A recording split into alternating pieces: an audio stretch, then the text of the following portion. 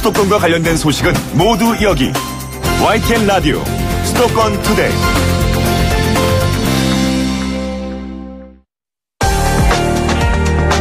투데이 포커스.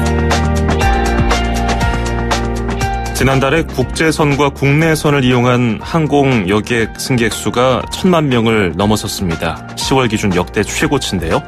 이렇게 비행기를 이용하는 사람이 늘어난 이유는 저비용 항공사 노선이 확대되는 것도 한몫을 하고 있습니다. 하지만 저비용 항공사의 저변이 확대되는 만큼 서비스의 질도 함께 성장하고 있을까요? 아직도 저가 항공사 중에 환불이 안 되는 곳이 있고요. 운항, 정비 인력이 부족한 곳도 많습니다. 지난 국정감사에서는 국내선 10대 가운데 2대가 지연 운행됐다는 문제점이 지적되기도 했습니다. 또 지난 일요일에는 이런 일이 있었습니다. 아시아나 항공의 저비용 항공자 회사인 에어부산 비행기 안에서 승객들이 7시간 동안 물 한 컵 받지 못하고 꼼짝없이 대기하는 일이 있었습니다. 환자가 속출하자 그제야 승객들은 밖으로 나올 수 있었습니다. 자, 이런 가운데 정부가 내년에 수요 충족을 위해서 신규 면허를 추가 발급하겠다고 밝혔습니다. 소비자 선택권은 넓어지겠지만 과열 경쟁으로 인해서 소비자들이 피해를 보지 않도록 지금 지적받고 있는 문제를 개선해야 한다는 목소리가 높습니다. 우리나라 저비용 항공사들이 더 발전하려면 무엇이 필요할까요? 여러분 어떻게 생각하십니까? 짧은 문자 50원, 긴 건 100원이 드는 샵 0945, 우물정 0945, ES 애플리케이션으로 의견 보내주시기 바라겠습니다. 자, 오늘 이 문제와 관련해서 허희영 한국항공대 경영학과 교수와 함께 이야기 나눠보겠습니다. 교수님 안녕하세요. 네, 안녕하세요. 예, 저비용 항공이 워낙 흔해져서 많은 분들이 한 번쯤 타보셨을 텐데요. 교수님도 저비용 항공 자주 타시죠? 예, 자주 탑니다. 구분 없이 막 스케줄만 맞으면 타는 편입니다. 예. 근데 왠지 교수님은 직업병 때문에 비행기도 편하게 못 타시고 계속 개선점 이렇게 두리번 하면서 타실 것 같은데 실제로 그러신가요? 예, 아무래도 그런 걸 자꾸 보게 됩니다. 예, 그렇군요. 예. 이 저비용 항공사 무엇보다 기존 항공사 대비 저렴한 가격이 가장 큰 경쟁력이라고 하던데 이 점에는 동의하십니까? 예, 그렇습니다. 기존 항공사들보다 일단은 싸죠. 그런데 이게 LCC라고 하죠. 로우 코스트 캐리어. 이 새로운 형태의 항공사는 이 90년대 유럽에서 이제 본격적으로 시작이 되었어요. 그래서 지금은 전 세계적으로 한 30%의 그 시장을 점유하고 있고요. 원래 70년대에 미국에서 사우스웨스트 항공이라고 하는 아주 가격 파괴적인 항공사가 이제 효시는 됩니다. 그런데 항공교통이 대중화되면서 손님이 다양해지고 시장이 세분화되면서 이렇게 저비용 항공시장이 이제 많은 인기를 얻고 있죠. 예. 이제 출범한 지도 2015년부터 해서 벌써 14년이 됐고요. 지금 현재 6개 저비용 항공사가 지난해 국내선의 절반 이상을 차지했고 국제선도 한 40%를 차지하고 있습니다.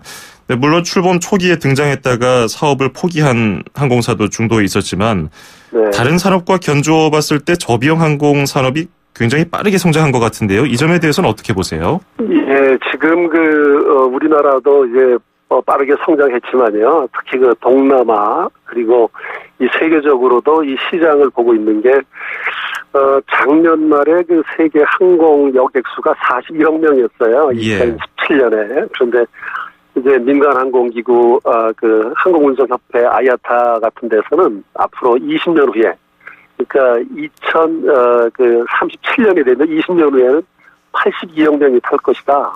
시장이 2배로 늘어난다고 보는 거죠. 예, 그 중심에는 이제 이런 새로운 형태의 항공 시장이 자꾸 이제 커지는 거죠. 그렇군요.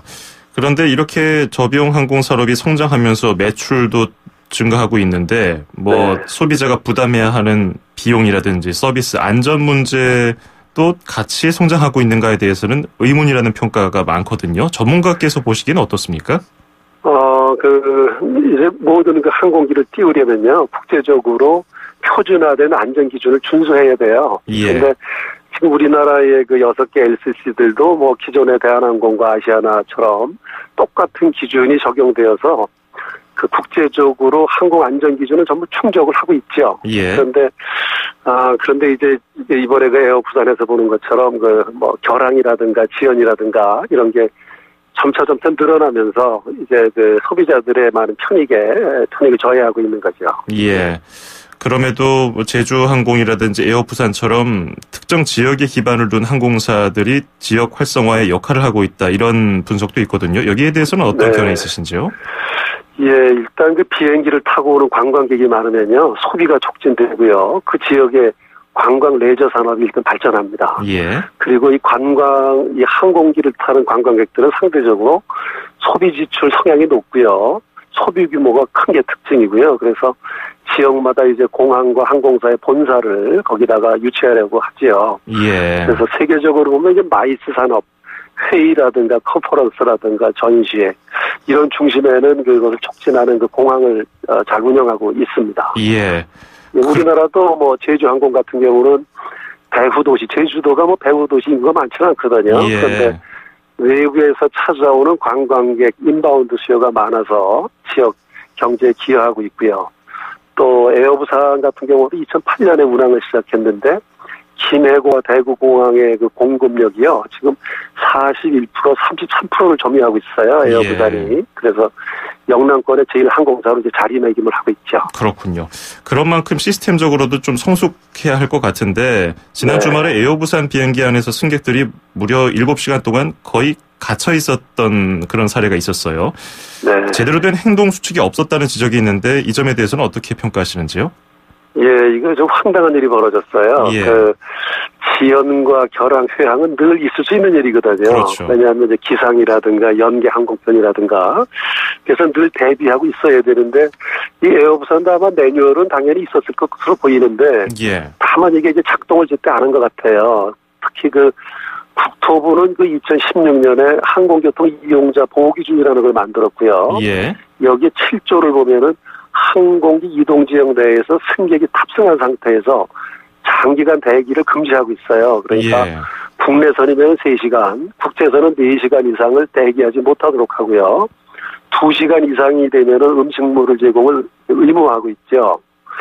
그리고 그 8조에 보면은 이제 30분 이상 지연이나 결항이 되면 전화나 문자로 사전에 안내를 하도록 하고, 그런데 이 에어부산의 경우는 인천공항에서 있었던 일인데 비행기의 주기 위치로 보아서 그걸 환승구역이나 버스로 대기 장소로 그 승객을 이동했어야 하는데 그게 조금 의문이 됩니다. 예. 조사 결과를 뭐 이제 봐야 알겠지만 이것은 아마 그 보호 기준을 위반했기 때문에 아마 어떤 과징금이라든가 어떤 뭐 심지어 민사상의 문제도 가능할 것으로 보여져요. 예. 왜 이렇게 7시간이나 대기했는지 자세한 결과가 나오면 또 다시 한번 지켜봐야겠고요. 네. 그리고 저비용 항공사 문제점으로 꾸준히 지적되는 것 중에 하나가 바로 지연과 결항 문제인데요. 올해 국정감사에서도 이 점이 크게 거론이 됐습니다. 예. 이런 점에 대해서는 어떻게 보시는지요?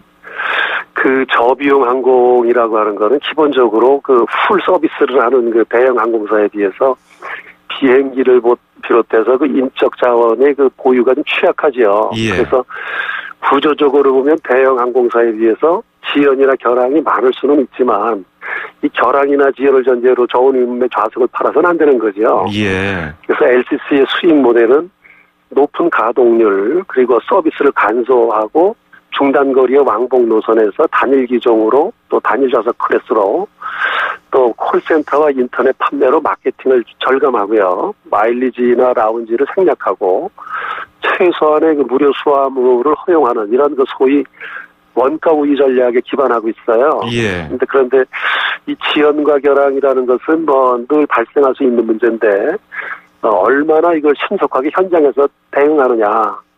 앞으로 그 저비용 항공사들은 이러한 그 인적 물적 자원의 한계를 신속하고 잘 구비된 매뉴얼로 극복해야 됩니다. 예.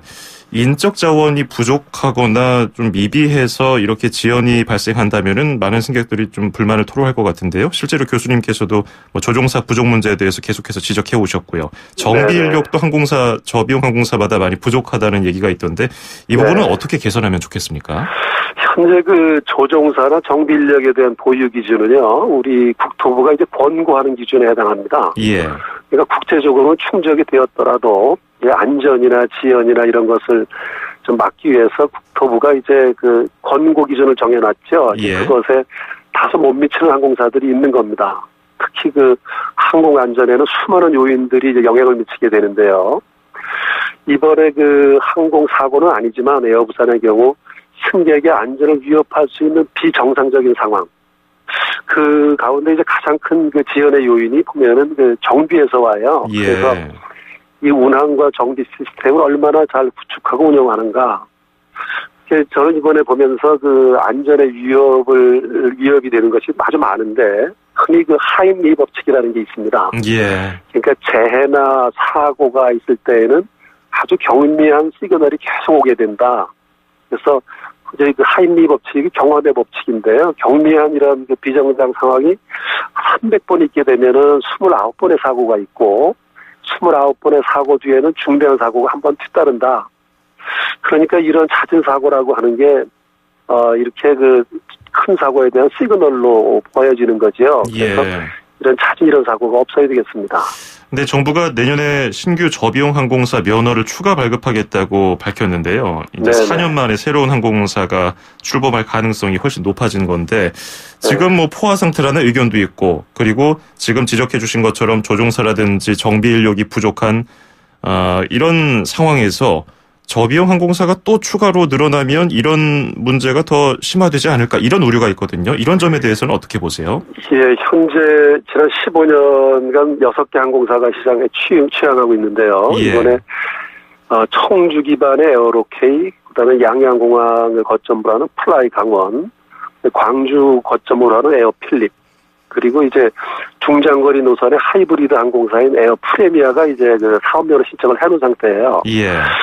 그런데 이것에 대해서 이제 시장의 포화라든가 과열 경쟁을 얘기하는데 우선 시장 포화는 그건 좀 무리고요. 왜냐하면 세계 시장이 계속 커지고 있고 예. 우리 시장도 계속 늘어나고 있으니까 어떤 뭐 수요가 어느 정도 한계에 달했을 경우에 시장 포화라고 말하는데 예. 수요는 계속 늘어난다.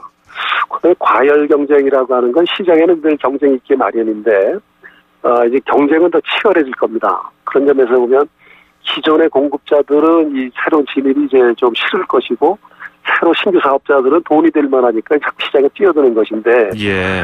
그런데 이게 그 비행기를 띄운다고 해서 모두 돈을 버는 건 아니에요. 예. 특히 그 혁신을 하고 차별화하고 원가 우위 전략이 확실한 기업만이 살아남는 시장이거든요. 그래서 신규 항공사들은 이런 그 수익 모델을 전제로 해야겠지만 예. 특히 정부는 이제 늘어나는 항공교통량에 대비해서 그 안전을 보다 강화해 나가는 이런 시스템을 잘 구축하는 게 더 필요하다고 생각이 됩니다. 그렇군요. 그런데 인적 자원, 특히 조종사라든지 정비사들이 해외로 유출되는 그런 사례에 대해서 우려하는 목소리도 높잖아요. 네, 어떻게 그렇습니다. 이런 국내 저비용 항공사의 인력 문제를 해결할 수 있을까요? 지금 그 경력이 있는 기장급의 조종사가 많이 부족해요. 예. 그리고 또 경력이 있는 정비사도 역시 많이 부족하고 그러는데 또 여기에다가 그 중동이라든가 특히 중국에서 많이 이걸 빼가고 있죠. 예. 기장급 정비사, 이 조종사를. 그래서 아마 우리가 계속해서 항공기가 늘어나고 신규 사업자가 이제 시장에 진입한다면 일단 해외 나간 그 조종사를 다시 리턴을 할 수 있는 유인을 제공해야 되고요. 예. 또 그 한시적으로라도 외국인 정비사나 외국인 조종사의 그 문호를 좀 더 열어놓게 되면 아마 시간이 지나면서 지금 정비사나 조종사는 많이 지금 그 배출이 되고 있거든요. 예, 다만 부기장급들이죠. 그래서 아마 5년 또는 뭐 그 이상이 되면은 이제 수급 불균형은 해소될 것으로 이렇게 보여집니다. 그렇군요. 예, 알겠습니다. 네. 오늘 도움 말씀 잘 들었습니다. 고맙습니다. 네, 고맙습니다. 네, 지금까지 허희영 한국항공대 경영학과 교수였습니다.